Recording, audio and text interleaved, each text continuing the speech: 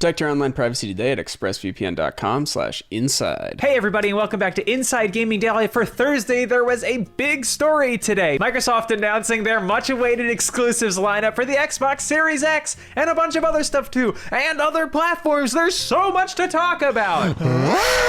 As always, 0 to 100 here on Inside Gaming. I'm wearing a pretty dress and I put makeup on, so. Oh, looks like all good. Oh. Thank you. I guess we just look like then.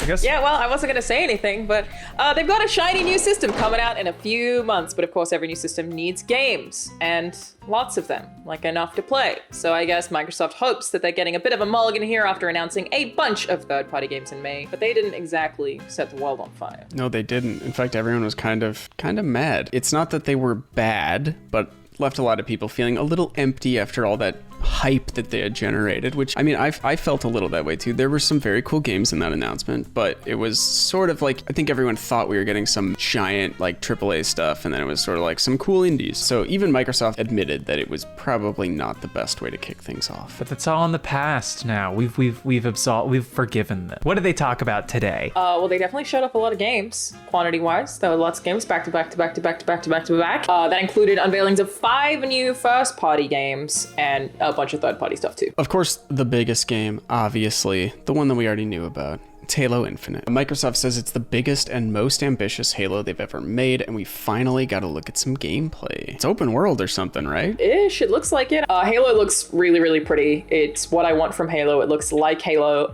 but also now the Chief has a grappling hook, so I've decided that he is canonically different universe Doom guy. Yes, that's what a lot of people were saying. It was like, oh, this is just Doom, but Halo. So we got a nice emotional cinematic about how cool Master Chief's armor is, which, you know, it was fun. It was pretty. It was high fidelity. But it's up to you to pilot it. It's but a shell. Then they threw us in the action with an emergency landing and our hero jumping out of a wrecked spacecraft. Yeah, we get to see the Chief shoot a few bad guys and of course jump into a warthog and go joyriding. It looked very open world, like we said. I'm curious about that, because that's not what I would want from a Halo game, but I think it looks cool. If we have a bunch of silent cartographers, like a bunch of sandboxes, I'm okay with it. Entirely open world, Destiny style, less into it, but yeah, I will have more info pretty soon that I will get up on this channel somehow. We saw a bunch of Master Chief's weapons, shields, grenades, a grappling hook. That was Let's go. awesome. Come on. Yeah, Halo is probably the franchise most associated with Xbox, and they clearly went all out with this presentation. I'm gonna have to watch it again because I caught it in our stream feed while we were talking about it, so it wasn't full resolution, but I'm looking forward to taking another look at it. And just to give you the size of the game world, Microsoft says this Halo ring is several times larger than the last 2 Halo games combined. Longtime producer and creative director Chris Lee of 343 call it the most ambitious campaign they've ever done, but they always say that. What does it mean? As for the graphics, they looked pretty good to me. Brian in the script wrote, not bad, but not exactly next gen either, but maybe it was the compression on YouTube, but I thought it looked pretty good, so. Moving on to the other big headline of the day. Looks like all those rumors and leaks were true. There is going to be a new Fable game. Alana, do you want to react? I mean, I was getting really stressed in the conference when it was getting towards the end and we hadn't had Fable yet, and he's like, here's a look at all the stuff, and I was like, there's at least 5 minutes left, we could still get Fable, and then it cut, and I was like just sitting there with anticipation. And then the Playground Games logo came up and I was like, yes! Yeah. I'm so happy about this. Yes. This is what I wanted. So I feel like a lot of people are lukewarm from this conference, but I wanted Halo gameplay and I wanted Fable, so good over here. We've been waiting for a new Fable game for a while, like a very long time. Looks like a much needed exclusive for the Series X, and guess what? It's also coming to Windows 10. Let's hope it comes to Vista. It was their big mic drop announcement at the end of the hour-long presentation, and it seemed to be exactly what Microsoft needed, a big first-party exclusive. It was just a little cinematic trailer that looks way more realistic than any other Fable game, so I'm really curious to see how that turns out. I'm also very curious about what time it's set in. And on to the other stuff, there was lots of it. They showed us a new Forza game, Forza Motorsport, that's currently in early development from Turn 10 Studios, and Microsoft said it'll run at 4K, 60 frames per second with ray tracing. I mean, of course, that's the crown jewel in terms of realism and high fidelity graphics for Xbox, so of course that's gonna have all the bells and whistles. Not the most exciting trailer, but hey, it's Forza Forza. You're going to get exactly You know what you're what getting. gonna get. Yeah. Every Xbox needs a new Forza game. It's pretty much the law. Yep. I hope for a Horizons 5. Well, that'll be next year. That'll be next year. So yeah, they made a point to emphasize that all the footage was captured in-engine, and while Forza games have always been graphical powerhouses, this one was very impressive. It looked like footage of cars. This is what was good to me. So they also showed off a new first-person RPG from Obsidian called Avowed. This looks awesome. So good. It looks I'm dope. getting ready It's for just this. straight up in the Mines of Moria. It's set in the Pillars of Eternity universe, very Skyrim-ish, but in a good way. Also, just like an Obsidian game. Good stuff. I liked it.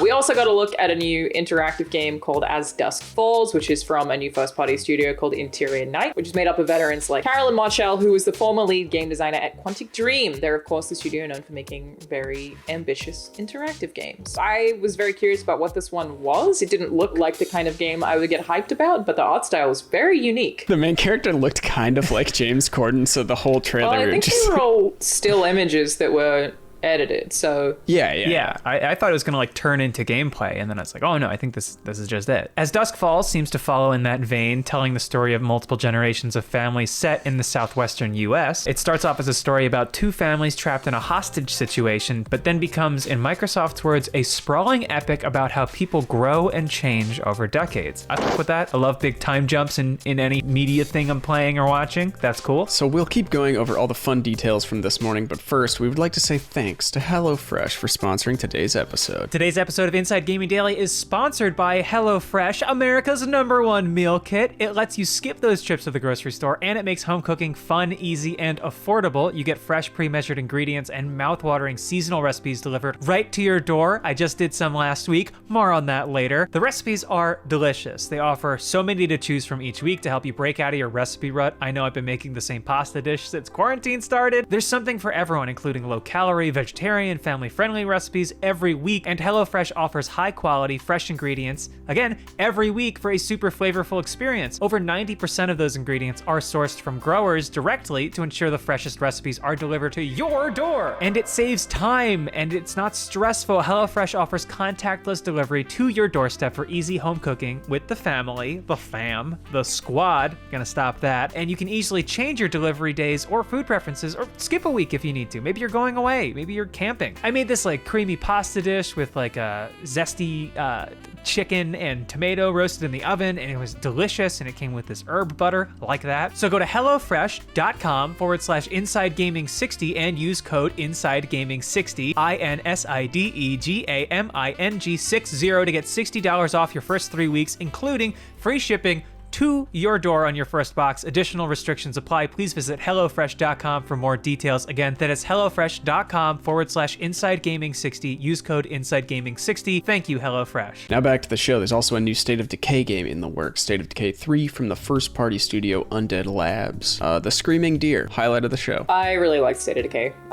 2 was really buggy on launch. I really like that they feel like board games. They feel like tabletop games, but just in a video game. I'm super into the series, so cool with having more of it. Yeah, in the short teaser trailer, we saw a lady with a crossbow squaring off with a moose-looking zombie. No, that was a deer. Brian doesn't know anything about Probably a deer. He Wildlife. describes deer as moose-looking, Yeah. Which is honestly, either way, species that's just really underrepresented in video games. Representation is so important. They also showed off Psychonauts 2 from the first-party studio Double Fine. right. We saw actor and gamer Jack That's Black right. doing some behind-the-scenes singing along Friend with of some the show, trippy friend of the show. gameplay. Friend of the show, Jack Friend of the Black, show, friend of the show, friend of the show, friend of the show. Looks really good. First one's awesome. Excited to see more. Yeah, we saw series hero Rasputin Aquato navigating what looked like an LSD-infused world. It's like getting high and playing video games, but they did the getting high part for you. On to more first-party stuff. They gave us another look at Grounded, a co-op survival adventure from Obsidian. You're basically shrunk down to the size of a tiny little bug, and you and all your buddies are trying to stay alive amongst a horde of insects. Supposedly playable on the 28th. They also showed a new game, Everwild, which is currently in development from Rare. It showed off some pretty stylistic graphics with people commanding giant animals to do things like pull trees up with their tails. The big hairy thing looked like Wilford Brimley.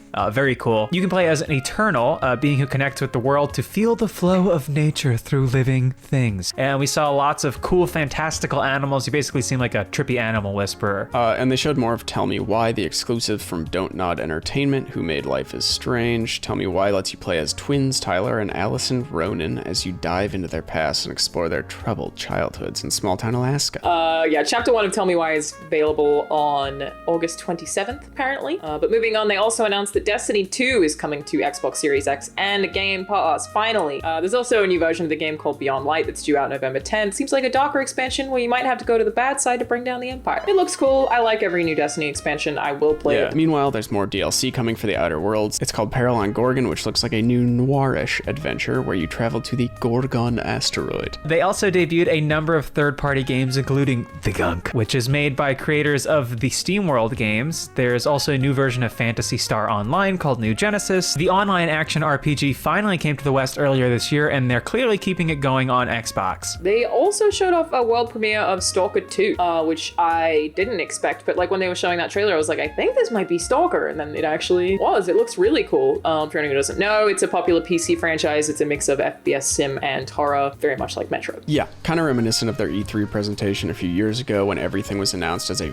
world premiere or exclusive, even if some of those alleged exclusives were just for limited windows on console. Exclusive for limited windows on consoles. Doesn't sound quite as good. No, it doesn't. We also got to look at Tetris Connected, which seems like the original game with new co-op and competitive online and local multiplayer modes. It had a very inspirational trailer that seemed to equate playing Tetris with world peace. More like world pieces, you know? They also showed off a new Warhammer game, Warhammer 40k Darktide. It's a 4-player co-op where you and friends fight hordes of enemies. It's due out next year. Again, cool with Warhammer. Excited to play this. They also just mentioned that they're optimizing a number of games for the Xbox Series X, including Forza Horizon 4, Gears 5, Gears Tactics, a special version of Ori and the Will of the Wisps, and Sea of Thieves. These are all ports that will be due out this holiday season. There was more. Those are the highlights. Microsoft clearly knew that they needed to bring the exclusives, and they did bring some of them. It was a wide variety of games highlighted by some big name first party titles. It was a good showcase, I thought. Here's my question for you guys though. How much do you think that thing gonna cost? 500. Yeah, 500. All right, we've decided it's gonna cost 500. You heard it here first. Phil Spencer called me personally, said, Patrick, I gotta let you know, 500, and then he hung up. He called me and he said, dude, I fucked up real bad this time. I'm good. How are you doing, Alana?